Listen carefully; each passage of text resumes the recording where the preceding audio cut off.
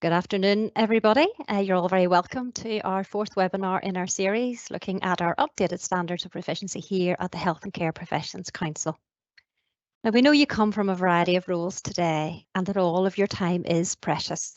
So we do want to thank you for your engagement with us, and we do trust that you'll find today's session on leadership informative and helpful. And as we're recording today's event, we know that some of you will be watching at a later date, so we also want to thank you as well for making the time to do that. Now, it is a large-scale event, so unfortunately we do need to mute your microphone and turn cameras off just to ensure everything runs as smoothly as possible. However, we do want to hear from you, and there are two ways of interacting with us. And the first is by using the Q&A button, which you'll see along the top bar of your screen here on Microsoft Teams, which you can use throughout the session for any questions. However, we would say hopefully some or most of the questions will be answered by the presentation, so we recommend that maybe you ask towards the end. And we will publish a range of questions that come in to us as well, just to continue the sharing of thoughts and any learning. And then the second way of interacting with us today is online via Slido. So either open a new browser window on your computer, and the address is www.slido.com, or you may have it already on your phone as an app. And my colleagues will post some details of this on the Q&A box as well, and this will open shortly to enable some interaction. So let's just do some proper introductions now and take a wee look at how today's session is going to progress. I know many of you by now will be familiar with this hashtag. It was a campaign for more compassionate care brought to life by Dr. Kate Granger, who sadly passed away in 2016. And she went from doctor to patient with terminal cancer. And during a hospital stay, she was shocked that only one person took the time to actually introduce themselves to her, and that was the compassionate porter, wisely using that basic but key first communication step of introducing himself. So she campaigned to make sure that all of us do that in every interaction. So I shall lead by example. And I'm Florence Milliken. I'm a registrant myself, having qualified as a physiotherapist from the University of Ulster. And I've worked in the NHS for the vast majority of my career, but I'm now working with the HCPC doing training events like this today, where I get to talk about all things standards and professionalism. And I'm going to briefly share with you how that happened, because it kind of links to what we're talking about today. So a little bit of personal information about me. In the last 10 years, I've actually been a cancer patient twice. And at the same time, a foster mum to two wee brothers, as well as working in the NHS as a physio team leader. And in all of those roles, I have to say, I have benefited from many compassionate healthcare professionals who I would say consistently wanted to and endeavoured to deliver high standards of care. But I've also experienced those who didn't. And that really prompted me to want to share the impact that our own personal professionalism, our values, and the culture we create really through our behaviours, the impact that has on the experience of the service user. That was me. And supported by my manager, I started doing some work in this, and in the process discovered that the HCPC now has a strong focus on supporting registrants with this very thing. Now here we recognise that there are lots of challenges of embedding our standards in our work in our current climate. And there are things that we can't personally change, but there's much that we can. And that's where our focus needs to be. And our standards can help with that. So we want to encourage you to use our standards to help drive change, whether it's with what we're talking about today in leadership or our other updates, for example, the service user involvement or equality, diversity and inclusion. So we really want to see our standards used by you proactively, ensuring that all we do is safe and effective rather than just in a punitive sense. Now, I was hoping today, and hopefully he is able to make it, to have a guest speaker with us. That's David Cairnduff.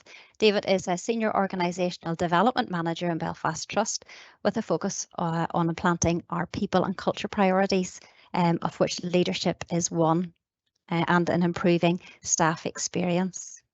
And David's going to be sharing some of the knowledge that he has gleaned over the years in relation to leadership. David actually led on the regional AHP Emerging Leadership Programme in Northern Ireland back when I completed it a few years ago. Again, thanks to my manager. And of course, David is not the only guru in leadership these days. Many people have actually made a career out of studying it and teaching it. And there is a plethora of information out there about the behaviours associated with good leadership, which has really helped to shape our updated standards. But there's also a wealth of undeniable shop floor, real life experience here today. And I'm really keen that we take the time throughout this webinar to reflect, to articulate, and to share our experience of leadership. And just to get us started, I want to ask you to think about a leader you respect. And using Slido and the code lead1, can you type in a word that describes a behaviour that you have really valued most in them? Now you can type as many different words as come to mind. There may be several behaviours you've really appreciated over the years. Preferably a work-related leader if you can, but if not, that's okay. So I can see lots coming through there already. That is great. And what I'm going to do is actually let that just run on in the background. We're going to move on with the next slide, and we're actually going to come back to it a little bit later. So thanks for working away at that yourselves. Thank you.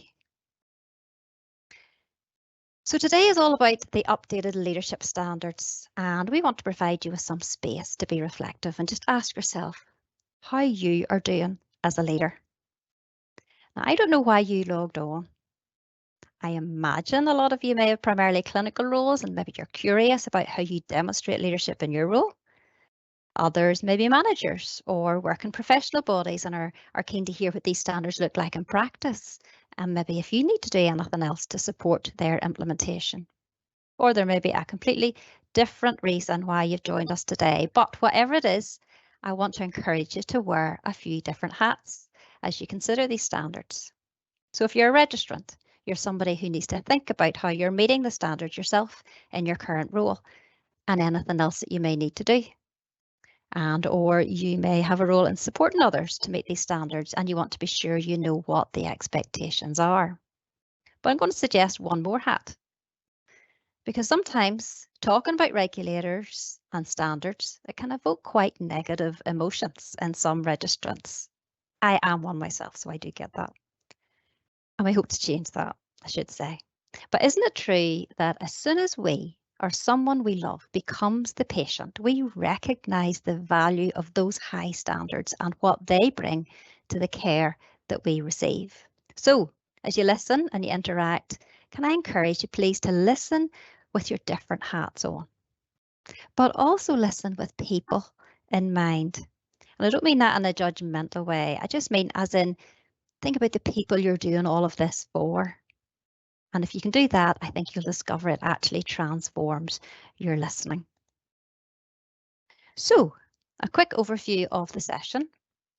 We'll obviously talk about what the updated standards say about leadership, and then we'll take a look at what leadership is. And throughout the session, we want you to be asking that all-important question, so what? How does this relate to me? And you will see some resources through our presentation, and we will include some others after the event as well.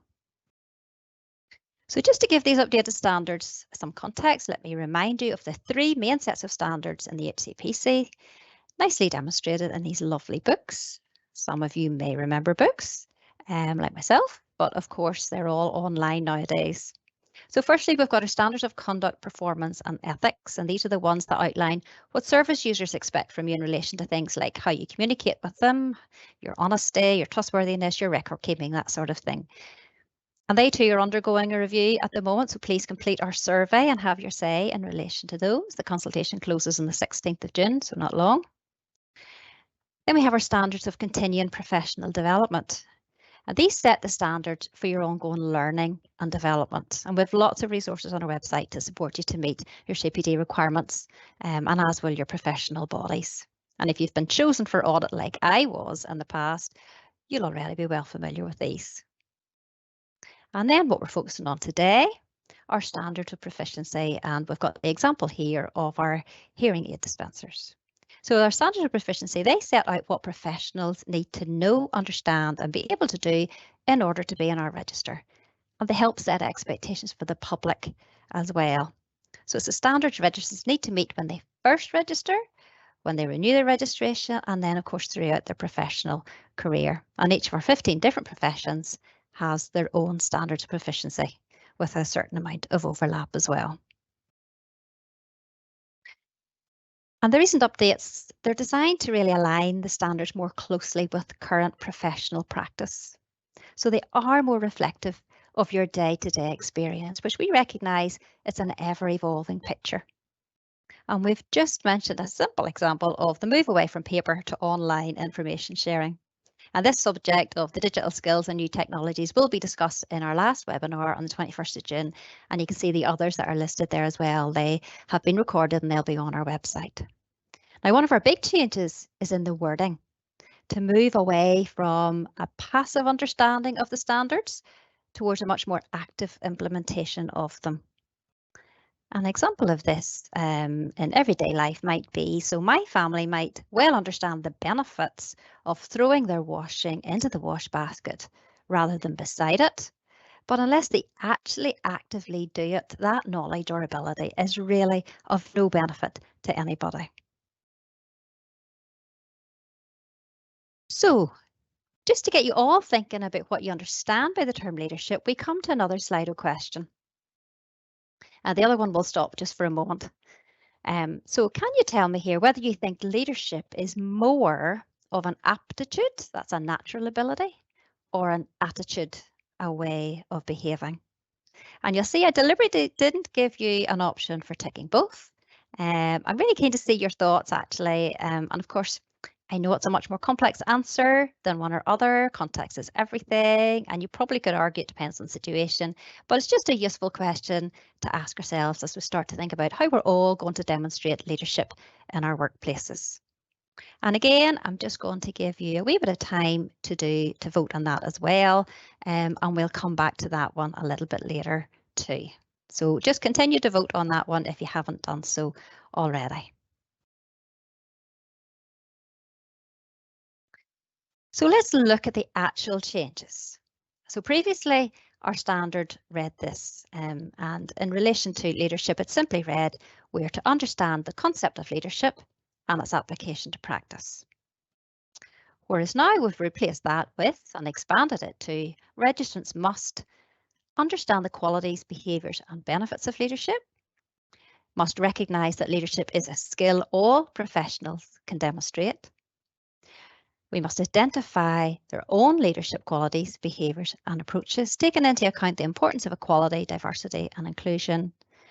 And then lastly, demonstrate leadership behaviours appropriate to their practice. So you can see our previous standard focused on leadership in the health and care sector as something which is specific to being in a managerial or a leadership role. Registrants were required to know about leadership, what leadership is, but we're not expected to use that knowledge from the beginning of their careers. But advancements in modern day practice have meant professionals are required to demonstrate leadership at all levels. So to reflect this, our standards call on all registrants to firstly understand what leadership means and then how it applies to practice. So we need to understand the qualities, behaviours and benefits of leadership and then demonstrate them in our practice. In other words, we're all expected to contribute to leading our services forward and together develop ways to adapt to the various and the often challenges, changes that come our way. So if this is to be the case, and this is where we need to wear at least a couple of those hats, so those seeking to demonstrate leadership must be supported by those already in an established leadership role to develop these qualities. And that could be asking for contributions to problems in their workplace and then taking risks to run with their ideas. It could be giving different staff the opportunity to mentor or supervise a student rather than it always being the same staff. Maybe leading on an audit or even chairing a meeting.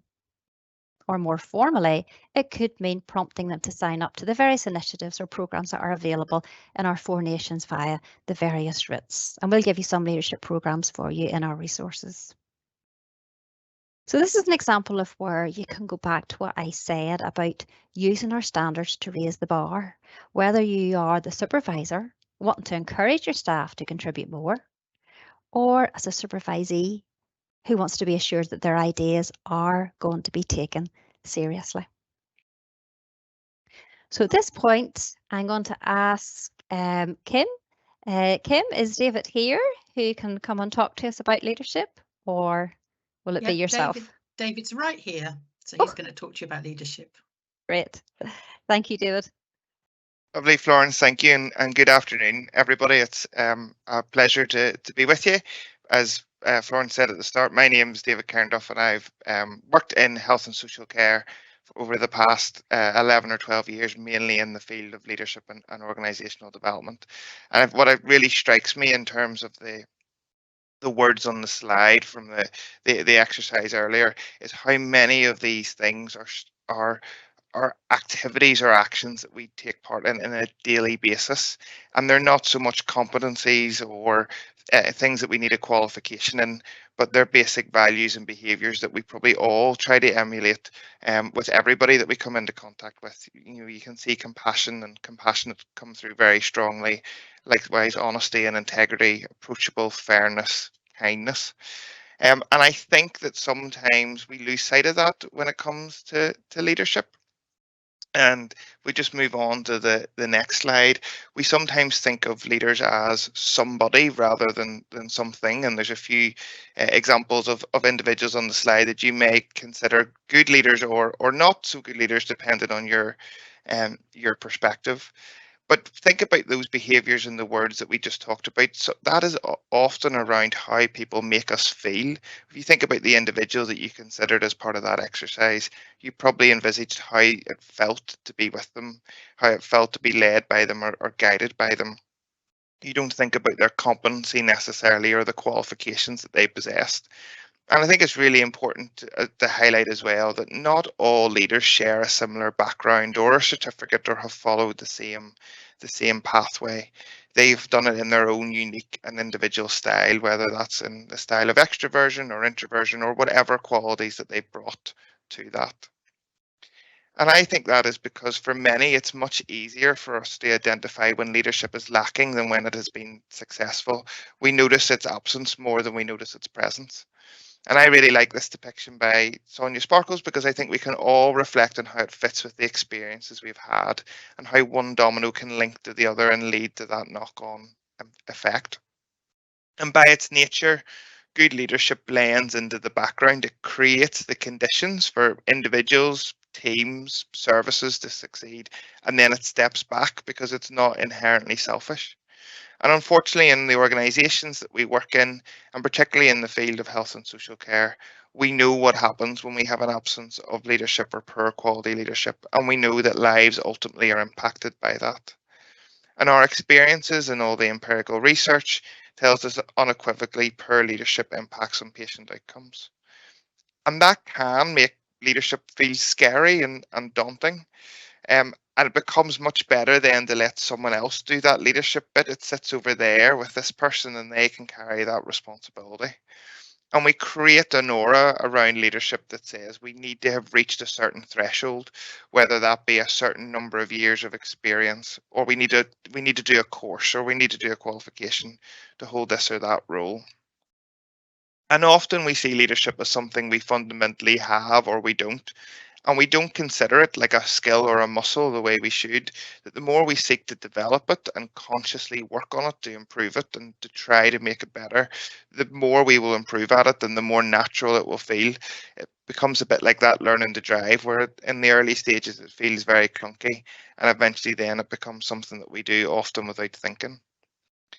And I believe that is because often we overcomplicate leadership. And we have libraries and libraries full of books on how to be a good leader, usually followed by a model or an acronym of some sort that is our guide to follow. And we have videos and podcasts and reports, all of which tell us that leadership is important, because it is. And in and of themselves, these are useful resources, well researched and well meaning. But the collective weight combines to make leadership feel like something that is unobtainable for you and I.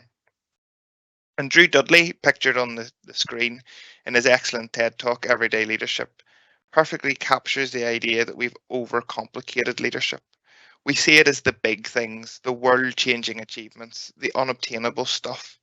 And what we miss is that fundamentally leadership is about the small moments that build up. the larger collection of those small interactions whereby we influence and we impact people, whether that's through the guidance or advice that we give them, whether it's through the ideas or improvements that we have, or whether it's just about having empathy. One of the words that really stood out in the Slido exercise was around time and listening and actually just spending time to hear what people have to say. And think about the person that you envisaged when Florence asked the question earlier. Have you ever told them that they had an impact on you as a leader? Are they even aware that perhaps they demonstrated leadership in their interactions with yourself? And if you haven't told them, then how many people have you impacted that haven't told you? And we'll come on a little bit later to look at feedback and how important that is as part of leadership. So what is leadership? Let's start with what it's not. It's not management, and it's not defined by a title or a rank. And management as a concept is often undervalued, and happy to get on my soapbox about that, but it's without it we don't do all of the really important stuff, the stuff you see in the pink circle there, the stuff that actually impacts directly on the services that we deliver.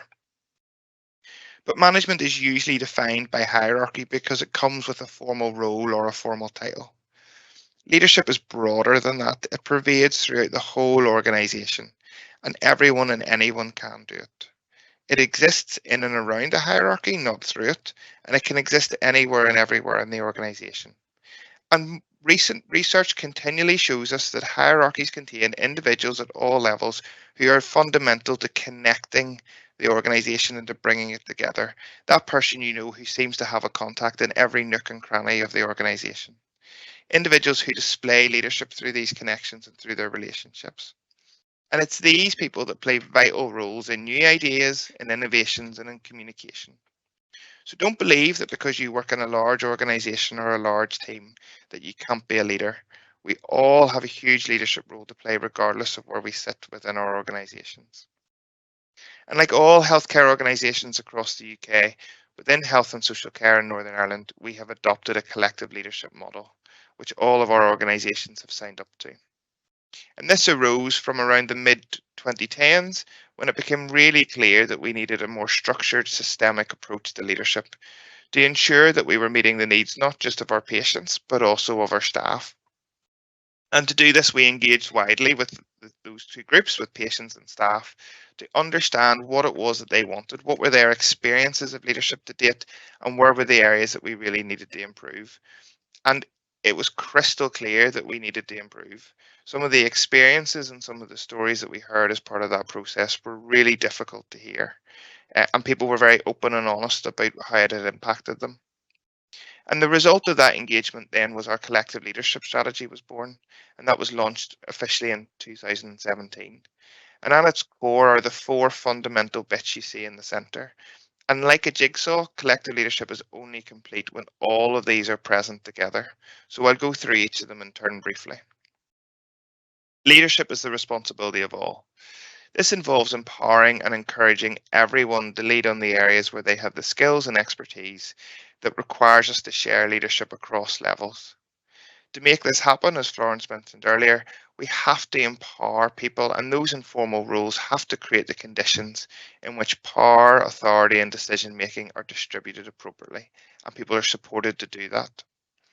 Other industries, the likes of aviation, for example, have made this a really core part of their business. It's second nature to them because of how they've trained and developed their staff.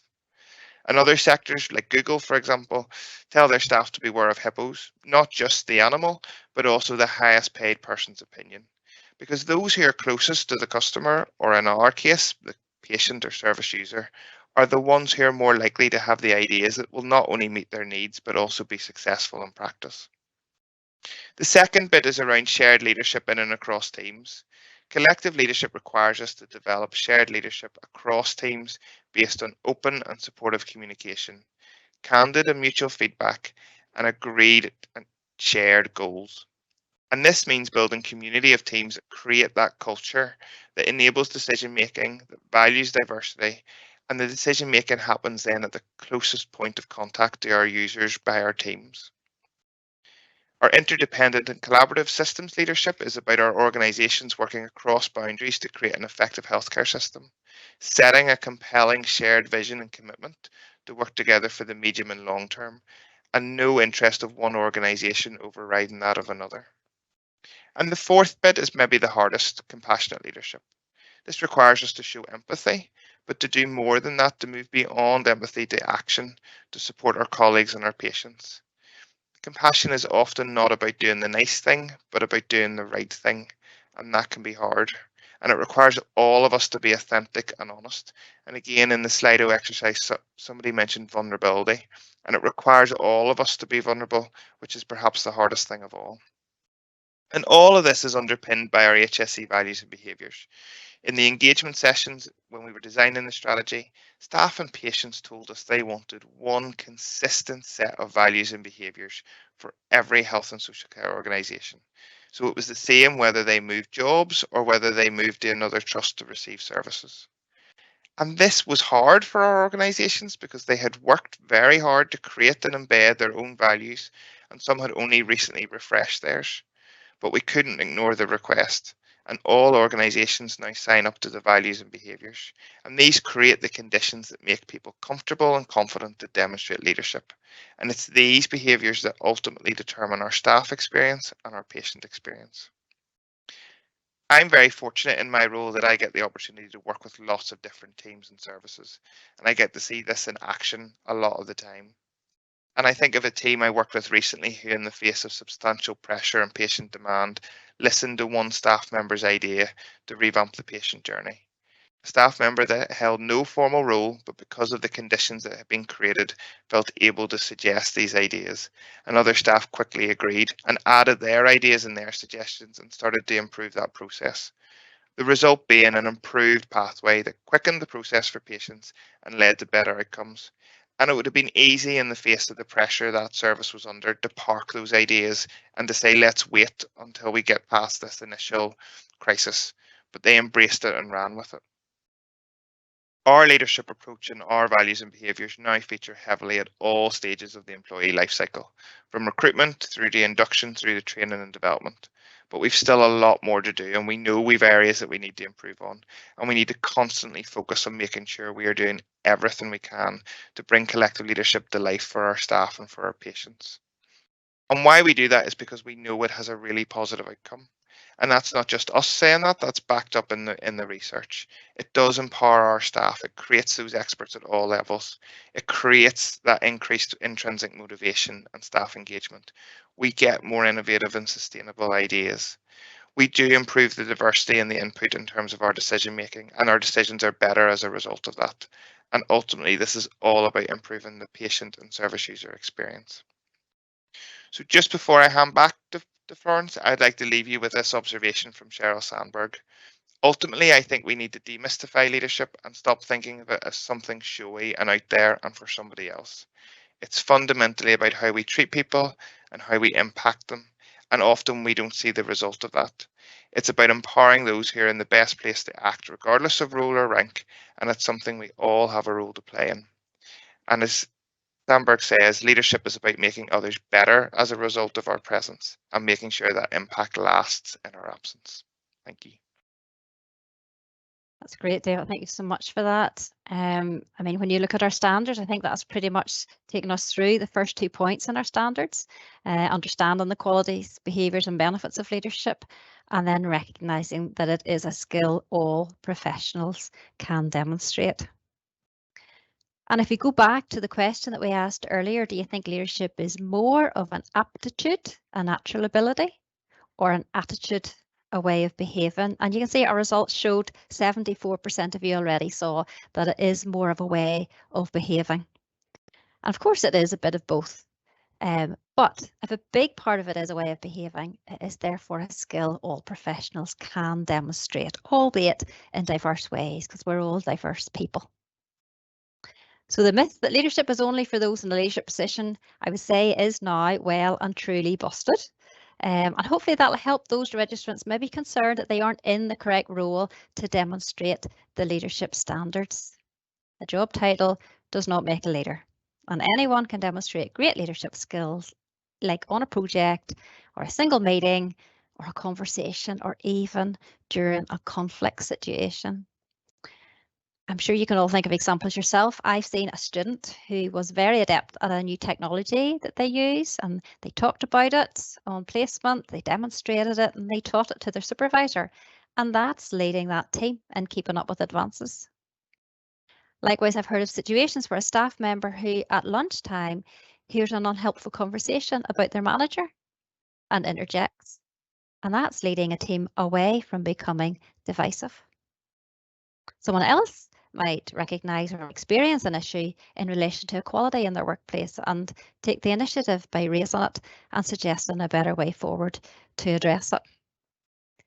So these examples help us to see how you may already be demonstrating these standards and also how interrelated our standards really are. Let me ask you another question. Think about the last person you followed, maybe on Twitter, on a podcast, in the gym, in your car. Why did you follow them? Maybe they had expertise that you didn't. You were lost and they knew where they were going. Or you trusted them and you felt safe with them. Or was it simply that they had charisma or they validated your opinion? And my point being, it's important that we look at who we're letting influence us, who we're following and why. And we aren't simply just following the crowd without question. And it's said that we all are always following somebody. And if that's the case, then we are all also leading someone. So if you look back and saw how someone followed your lead, would you be proud? And the other myth there that we need to address is that people we think are either born a leader or not. And it's true, some children do show leadership aptitudes very early in life. And natural skills certainly can shine through. But when we think of leadership as an attitude, you soon realise you don't have to be a charismatic extrovert to be a leader. We've already seen some attitudes we admire in leaders, but good attitudes don't always come naturally, and they're often a result of training, hard work, repetition, feedback, and even sometimes exercising non-intuitive wisdom. I would say not many of us find it easy to choose not to moan and groan when things don't go our way. But it's an attractive quality we admire in those who do. And nor is it easy to choose to overlook an offence, yet it is a peacemaking and powerful message when you realise you've carelessly offended somebody. So I wonder, have you ever sought feedback on yourself?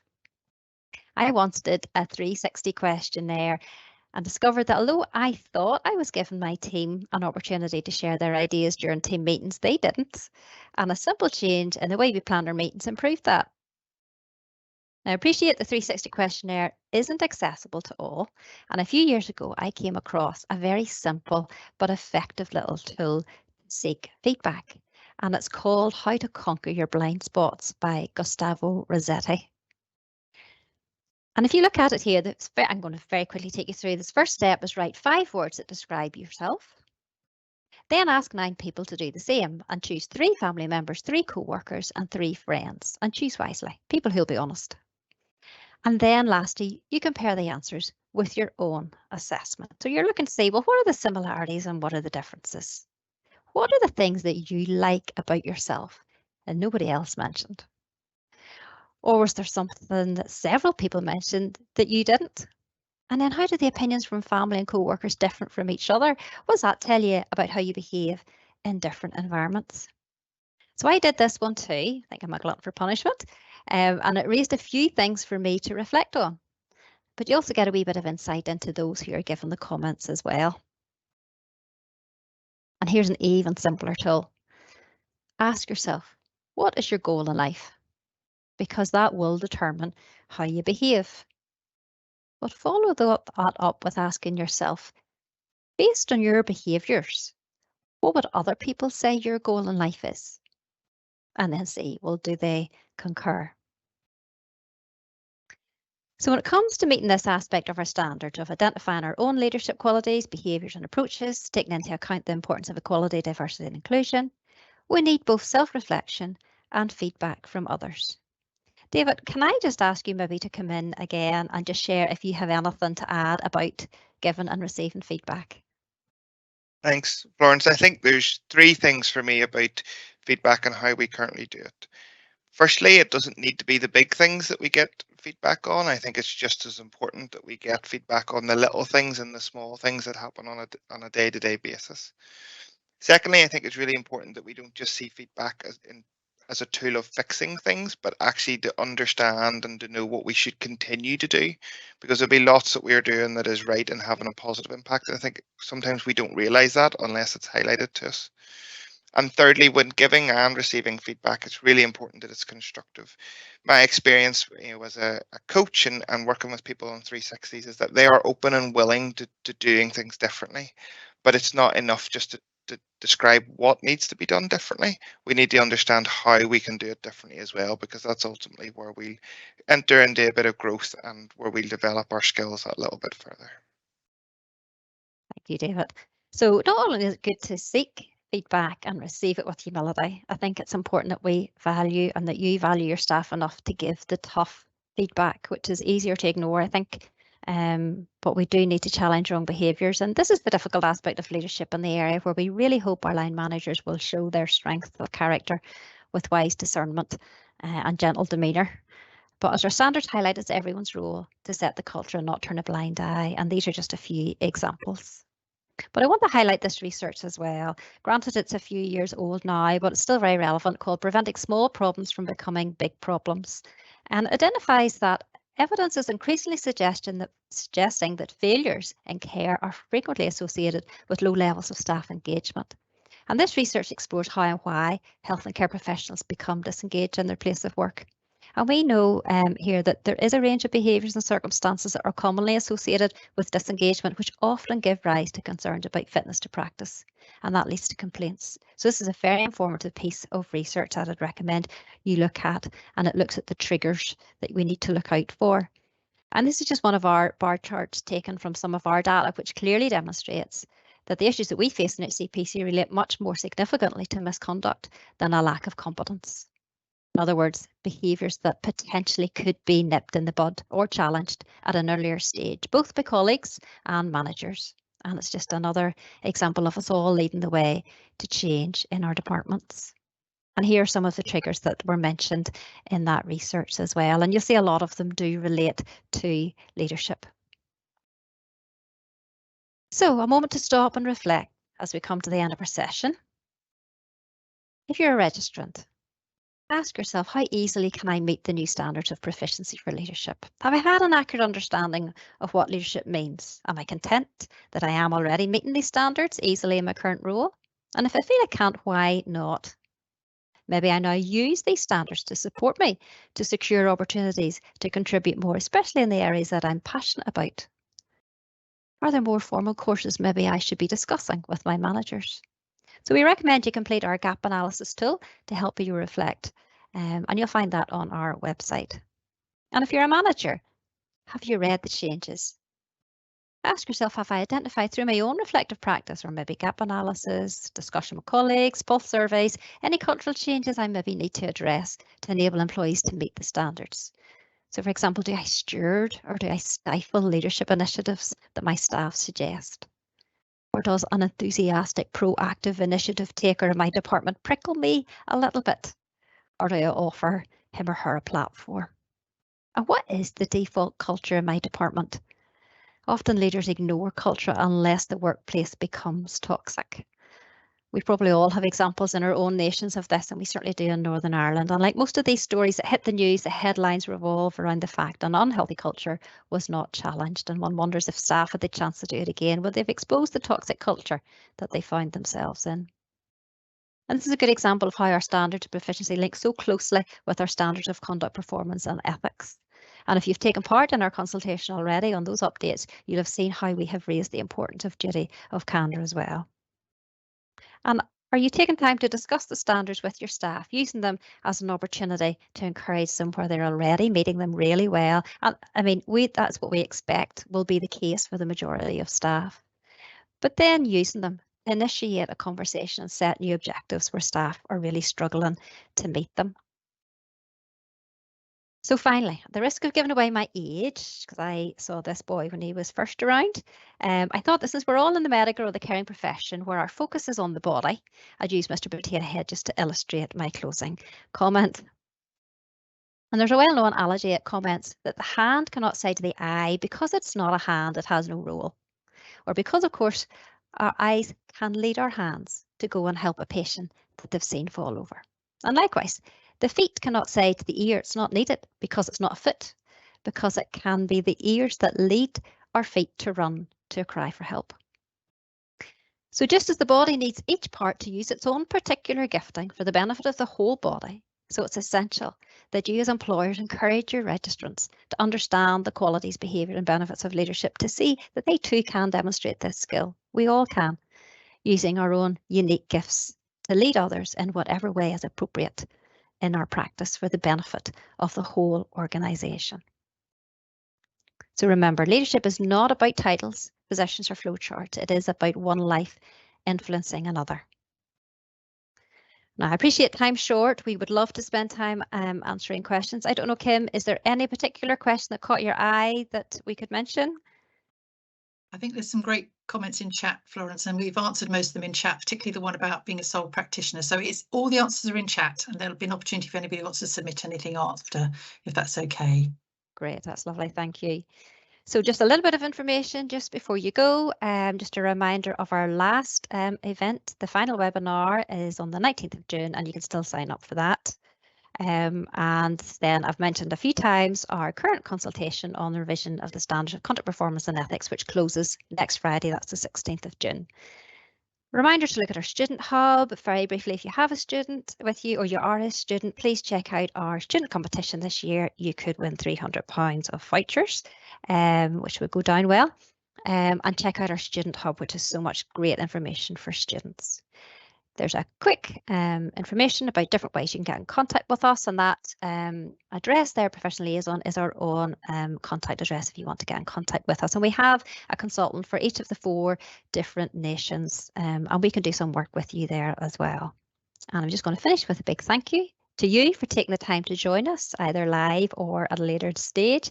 Big thank you to David and for all his time and his valuable contributions today. Thank you especially to my team in the background, couldn't do it without them.